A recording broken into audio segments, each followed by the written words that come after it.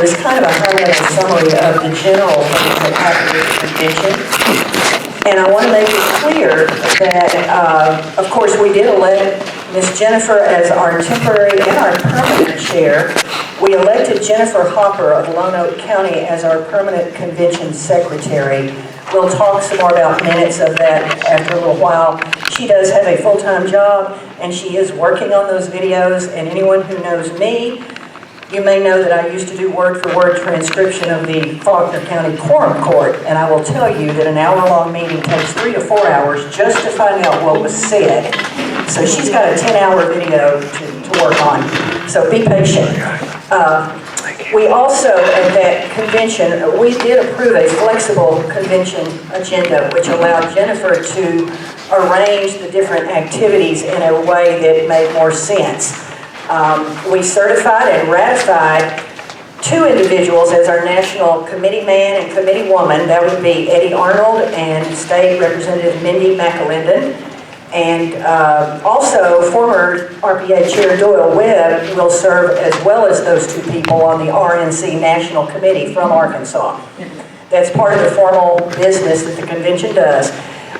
We also ratified the state's Republican Party primary candidates before the November election, also a routine thing that has to happen. The party is responsible, folks, for primaries and everything that has to do with that. That's when we get our candidates, obviously, so we have work to do there. We also ratified our state's elected RNC delegates and alternates, and of course that activity is July 13th in Milwaukee. Gosh, we have, what, 25, 35 people going from Arkansas. We did several resolutions and several platforms and rules changes. That's the back of the page. Most of you are pretty familiar with most of this. For those of you who might have seen a handout from Conduit News, this is straight off of that. I had to retype it to fit on one page. So, what we had was, there were 4 items in the platform that were approved by the platform committee, put out ahead of time, and were included.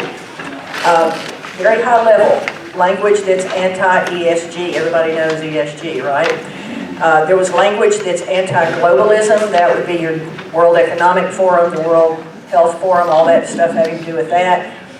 We put in there that the judicial races will be partisan from now on. You're going to know those candidates, whether they're Republican or not. And then also there was language in there, of course, about Roe v. Wade that had to be cleaned up because now there's the Dobbs decision. So that was just a language switch out. Then there were things that were supported and submitted appropriately and timely that were not distributed that we voted into place at the convention from the floor. So one of those platform amendments was medical and economic freedom. This would be no medical mandates, individual medical rights, that sort of thing, and some things having to do with economic freedom. Something I am very fond of, a platform amendment that says we will support the original 1967 Freedom of Information Act. That is before the governor and the legislature altered it last fall. And these things are approved in the platform. We also did election security, supporting election security and hand-verified paper ballots. For those who may not know, the RNC at a national level has that in their platform. We approved a resolution, and this is where RPA-appointed committee members cannot be lobbyists, they cannot be members of the General Assembly, they cannot be the staff of constitutional elected officers, or political consultants. Now that's a resolution, but I think it clearly lays out how we feel about that. Then we get into numerous rules. The first one that so many people are excited about, and I sure am, closed primaries.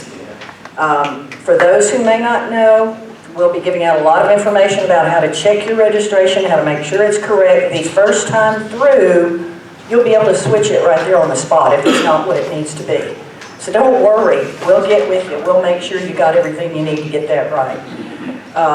By the way, we also approved a separate resolution, I think it was, for a committee. It'll be chaired by Jennifer, that is to work with the election commissions, the State Board of Election Commissioners to get this to happen mechanically.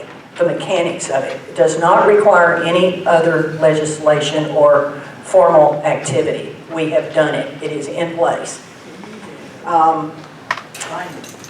We